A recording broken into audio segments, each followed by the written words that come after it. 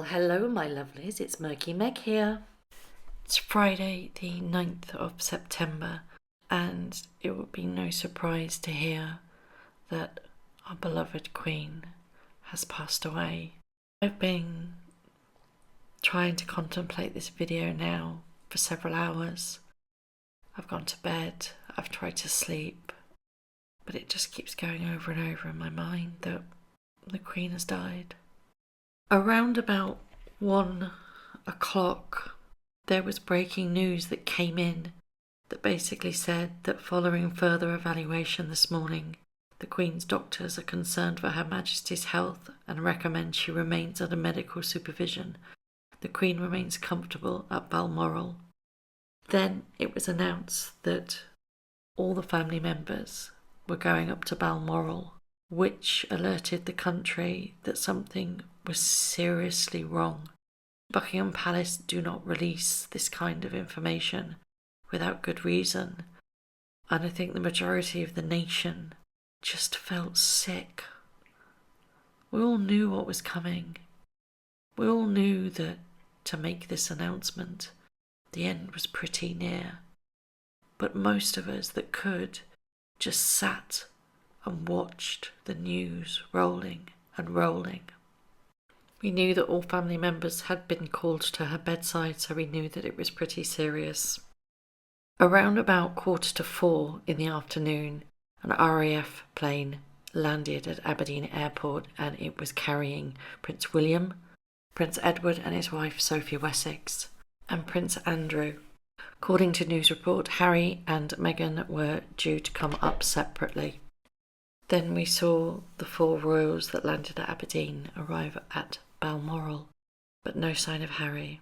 Catherine stayed at home. Now, it's not speculated why that happened. Most suggest that she stayed at home because it was the children's first day at their new school. And what mother doesn't want to be there when her children find out that their great-grandmother has passed away? I think it was the right thing to do. But while the world waited and expected Harry and Meghan to appear, it didn't happen. He didn't arrive. Then the news dropped that Meghan wasn't going, that she'd decided to stay in London, and that it was just Prince Harry that was going up to Balmoral. Then the news came at 6:30 that everybody had been expecting and nobody was ready for. That Queen Elizabeth II had died. We're now in a stage of mourning. She was a remarkable woman. She reigned for 70 years. She was the longest reigning monarch in this country. And by God, I loved her. I'd like to show you something pretty special. And apparently this happened at Windsor as well. Just look what happened outside of Buckingham Palace shortly after the news announced that Her Majesty had died. Just look at this miracle. Isn't it beautiful? Statement by Buckingham Palace read, "The following statement is made by Royal Communications. The Queen died peacefully at Balmoral this afternoon. The King and the Queen Consort will remain in Balmoral this evening and will return to London tomorrow," which was Thursday the 8th of September 2022. As you can probably hear, I'm devastated.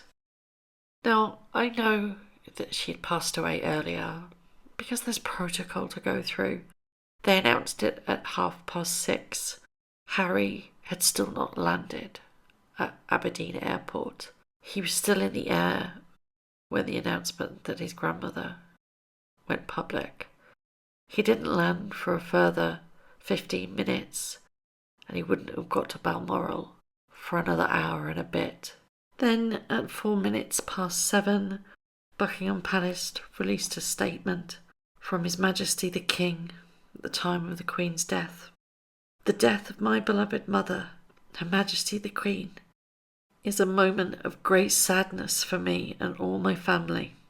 We mourn profoundly of the passing of a cherished sovereign and a much-loved mother.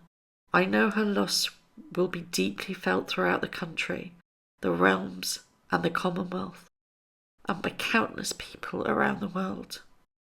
During this period of mourning and change, My family and I will be comforted and sustained by our knowledge of the respect and the deep affection in which the Queen was so widely held. Now, I do apologise, but I stole this from TikTok and you can see the content's name here. But I thought this was beautiful. What Elizabeth II taught to generations of girls and women, that women can lead and be in powerful positions. Women can be mother, carer, and fierce in her career. Women can achieve everything. Women are as capable as men. Women can be influential in any area. There is strength in humility. She will be forever remembered. She really, really will. Right now, well, probably not right now because it is 1:30 in the morning. Crowds are gathering to lay wreaths at Buckingham Palace, at Windsor, more than likely Sandringham, and very much so Balmoral, and it will continue to go on for days and days and days. We now enter a 10-day period of mourning. The Queen is still in Balmoral. Charles will be proclaimed as the new monarch tomorrow. Now, because the Queen died in Balmoral, Operation London Bridge is slightly different. It goes to Operation Unicorn.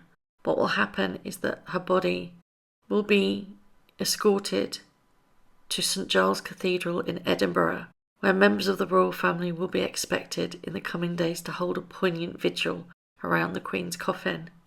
The Duke of Cambridge, who is now obviously heir to the throne, Camilla, who is now Queen Consort, and the Countess of Wessex will remain at Balmoral.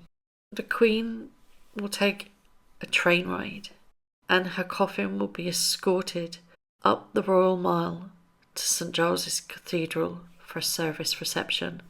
The Queen's children will then hold a vigil of princes. Charles will choose his regnal name. It could be anything, he doesn't have to be Charles. He can become King Philip, Arthur, George, instead of King Charles III.